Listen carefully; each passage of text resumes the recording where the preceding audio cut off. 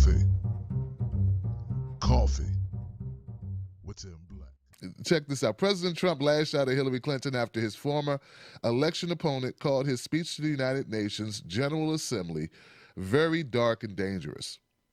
People have called me very dark and dangerous, and it was a compliment. I don't think she meant it that way. No nation on earth has an interest in seeing this band of criminals arm itself with nuclear weapons and missiles.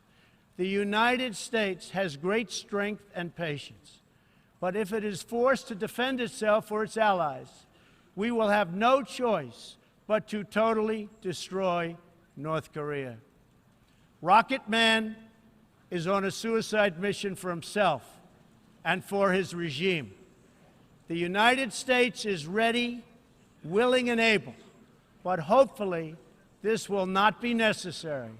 That's what the United Nations is all about. That's what the United Nations is for. Let's see how they do. Clinton went on to stress that the world leaders should lead with diplomacy, should lead with commitment to try to avoid conflict however you can. All right, so look, guys. Okay, let me give my take on the Donald Trump UN speech. Bluster.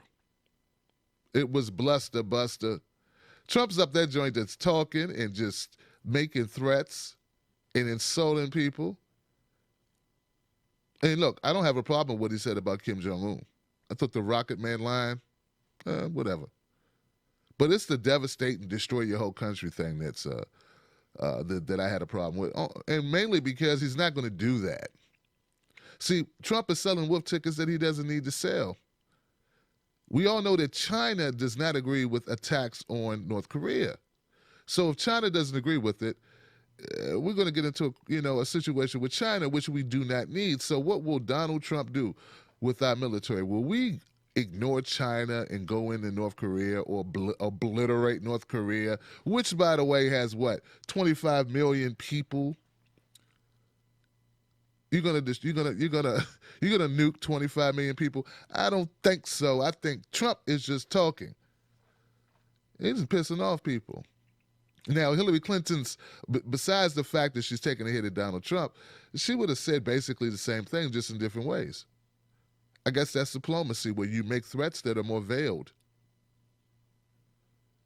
At the end of the day, we're in a bad situation with North Korea, and all we can do is talk, whether we talk friendly or talk dangerously or talk wildly or make threats or whatever we do. At the end of the day, we cannot make a move because, well, I think it was Steve Bannon who said it, unless we want to say goodbye to our friends in South Korea or in China or whatever. And that's not something we're prepared to do.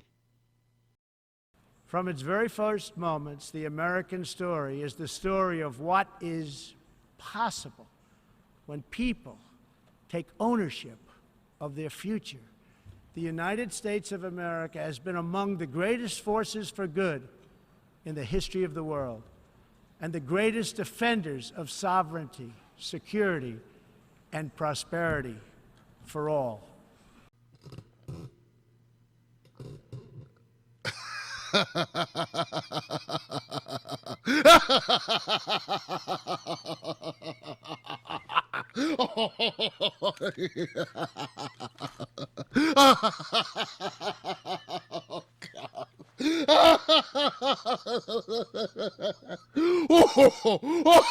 Oh, God.